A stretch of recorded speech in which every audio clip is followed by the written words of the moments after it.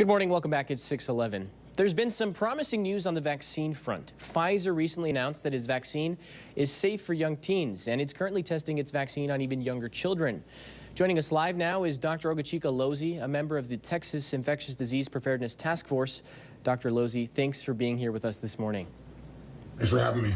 So I'd like to ask first off, Pfizer says its vaccine is safe for teens. What sort of impact do you think this will have in our efforts to vaccinate everyone? And do you think how do you think this is going to shape plans for the upcoming school year? Yeah, I think it's a great question. So I'm going to break this into two pieces and try to be as deliberate as possible. I think on the one end, Pfizer's data looks good. And I think we expected it to look good because it's been so good in adults. 12 to 15 is a adolescent range, and so that's great. I think the piece about do we need it to get to herd immunity and protect our population is a different conversation.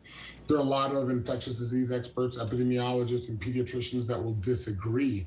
My take presently is that we don't need children vaccinated to get to herd immunity. The adult population will achieve that. Again, there are going to be a lot of anxious or concerned patients that are going to want this vaccine. And so I think it's too early to have this conversation about whether this actually adds anything, especially since we know that children don't get as sick. And the children effects for COVID is not the same as adults. And so taking a vaccine to reduce something that's a very rare event is going to be, I think, controversial and something that we're going to have to figure out later.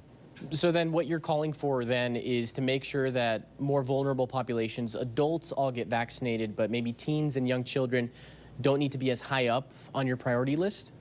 Absolutely. I mean, the vulnerable populations are those that have borne the brunt of the deaths during COVID. Now, there are going to be some adolescents, there are going to be some adolescents that are sick. They may have immune compromise, they may have pulmonary issues, and absolutely makes sense to get them in line for that kind of vaccination.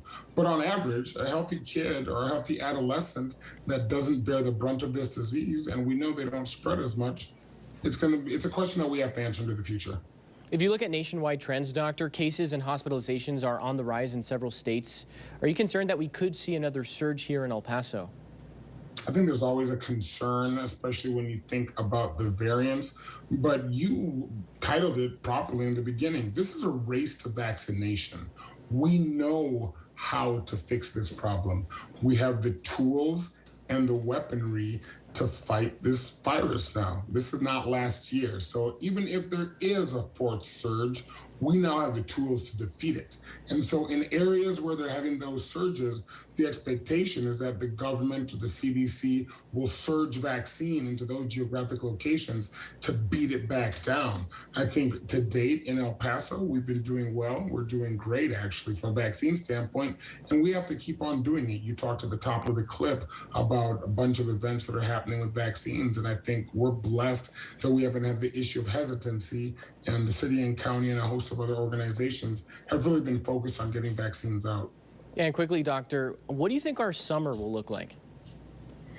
I mean, I always say I don't like to be Nostradamus, right? But I think that if we continue to go like this, our rates are falling, hospitalizations are coming down, the rate of new hospitalizations are reducing. It's estimated that we probably have 45 to 55% of our city that's already been immunized, either by natural immunity and having the infection or by the vaccines. I think by the summer, when we get to a position where everybody that wants the vaccine can get it, we're going to have a conversation about how do we return to normal? How do we have a summer that's potentially, some people have said, Woodstockian, right? And so I'm excited for the summer and what it might look like going into the fall. All right, looking forward to that as well. Dr. Lozzi, thanks so much for your time. Thank you, sir. Appreciate it. We'll be right back. Stay with us.